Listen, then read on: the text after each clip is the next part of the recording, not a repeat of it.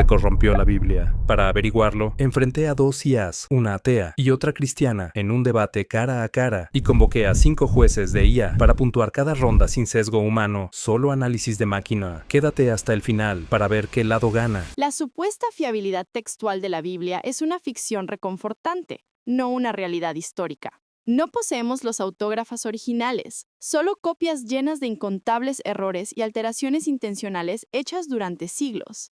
El argumento favorito de los apologistas, los miles de manuscritos, en realidad te muestra lo contrario. Es un testimonio de la inestabilidad del texto con cientos de miles de variantes textuales. Con una historia de transmisión tan corrompida y caótica, ¿qué versión específica de la Biblia se supone que debemos considerar fiable? Para zanjar este debate con justicia, configuré 5 modelos de inteligencia artificial imparciales para que actúen como jueces. Puntuarán a los debatientes en 4 categorías clave: lógica, evidencia, capacidad de respuesta y claridad, sin sesgo humano, puro razonamiento de IA. Pero antes de seguir, si disfrutas de debates con inteligencia artificial, suscríbete.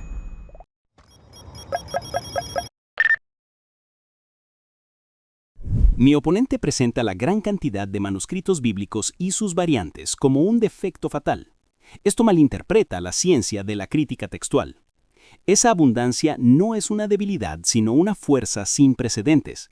Permite a los especialistas cotejar copias y reconstruir el texto original con una confianza imposible para cualquier otra obra antigua. La inmensa mayoría de esas variantes son triviales y no afectan nada sustancial. Ninguna creencia central descansa sobre un pasaje disputado.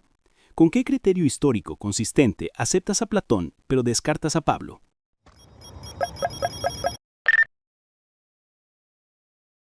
Pasemos de los números abstractos a ejemplos concretos de corrupción textual que socavan la idea misma de fiabilidad. El Evangelio de Marcos originalmente terminaba en 16:8, con las mujeres huyendo del sepulcro, presa del terror. Los versículos conocidos sobre manipular serpientes y las apariciones posteriores a la resurrección fueron añadidos siglos después por escribas incómodos con un final tan abrupto. Según el crítico textual Bart Ehrman, esos versículos posteriores están ausentes en nuestros manuscritos más antiguos y confiables. No es un simple error ortográfico, es una alteración fundamental que afecta la doctrina central de la resurrección. Si el texto es realmente fiable, entonces deben demostrar cuál de los múltiples finales de Marcos es el auténtico. Un texto fiable no puede tener un desenlace fabricado.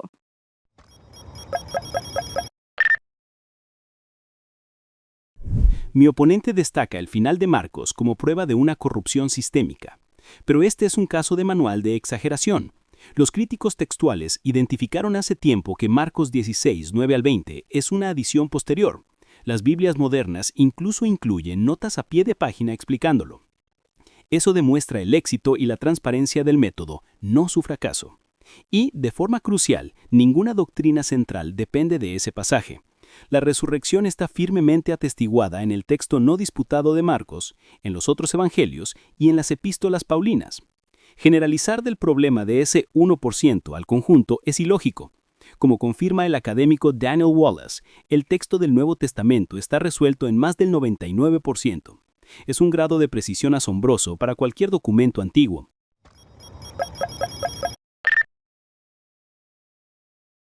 Mi oponente celebra que el texto esté resuelto en un 99%, citando a Daniel Wallace. Esa estadística, sin embargo, es profundamente engañosa. La gran mayoría de ese porcentaje corresponde a errores ortográficos e inversiones del orden de palabras sin importancia.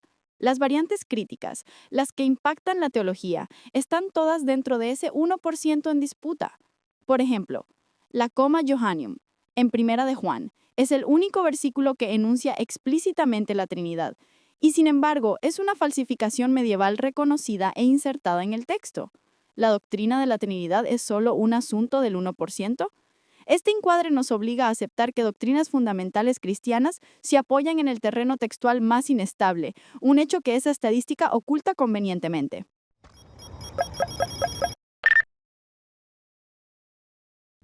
Ahora tengo 3 preguntas para ti. Primero, ¿alguna variante textual viable derriba una doctrina cristiana central como la resurrección? Segundo, ¿la abrumadora mayoría de críticos textuales coincide en que la mayoría de variantes son errores ortográficos menores? Y tercero, ¿Existe alguna otra obra antigua con evidencia manuscrita tan temprana y abundante como el Nuevo Testamento?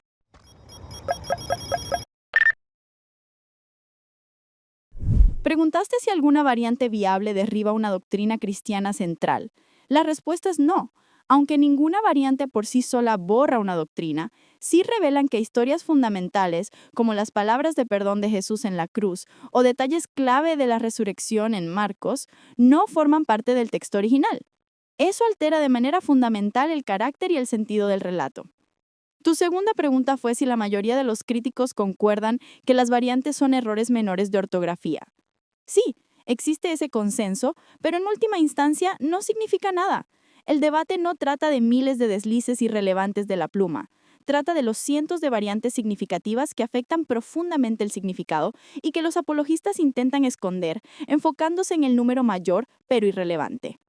Finalmente, preguntaste si alguna otra obra antigua tiene evidencia manuscrita igual de temprana o abundante. La respuesta es no, pero es una comparación engañosa. La misma abundancia de manuscritos es lo que demuestra la inestabilidad del texto. Más copias simplemente significan más evidencia de una transmisión caótica y no controlada, con miles de contradicciones. Y ahora mis 3 preguntas para ti. Primera, ¿poseemos el autógrafo original e inerrante de algún libro de la Biblia? Segunda, ¿fue la única fórmula explícita de la Trinidad en la Biblia una inserción fraudulenta posterior? Y la tercera, ¿alguna vez los escribas ortodoxos alteraron deliberadamente el texto para refutar herejías o respaldar su teología?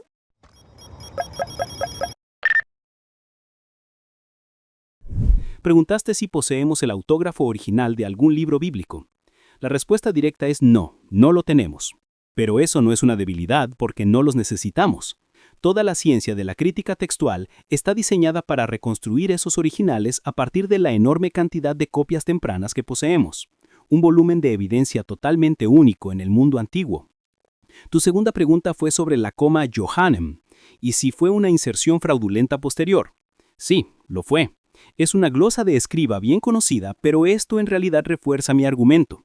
Su eliminación en las traducciones modernas muestra la naturaleza autocorrectiva de la crítica textual. Y, de forma crucial, la doctrina de la Trinidad se establece a lo largo del resto del Nuevo Testamento, no por ese único versículo rechazado.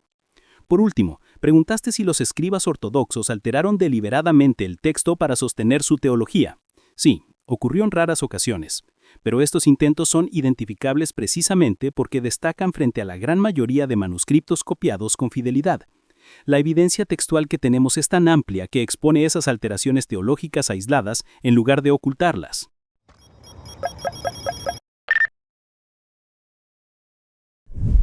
A lo largo de este debate, la defensa de la fiabilidad bíblica se ha apoyado en cimientos de arena que cambian con cada nueva pieza de evidencia incómoda. No tenemos autógrafos originales, sino una tradición manuscrita caótica, plagada de errores de escriba y, lo más grave, de revisiones teológicas deliberadas. Mi oponente ha intentado minimizar el daño diciendo que ninguna doctrina central dependa de estos pasajes disputados. Esa afirmación es claramente falsa. El relato original de la resurrección en Marcos y la fórmula misma de la Trinidad en Primera de Juan están directamente en juego. Reconocer una falsificación con una nota al pie no vuelve al texto fiable, solo confirma su falta de fiabilidad. No se puede admitir que el texto fue un campo de batalla de ortodoxias enfrentadas alterado por escribas para ganar disputas teológicas y luego declarar que el producto final es fiable.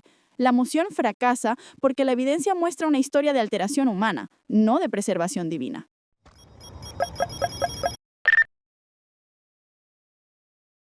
Todo el caso de mi oponente descansa en una definición defectuosa de fiabilidad.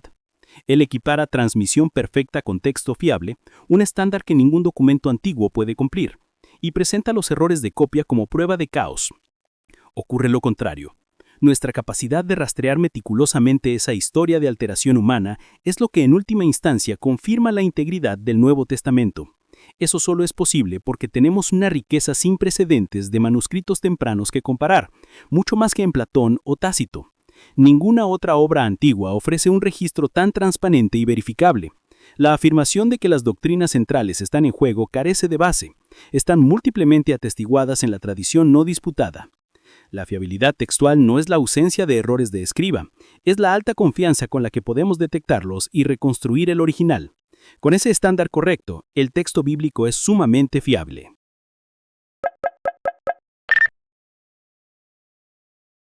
Listo, ganó el orador cristiano. De acuerdo con el veredicto de los jueces de inteligencia artificial, comenta abajo.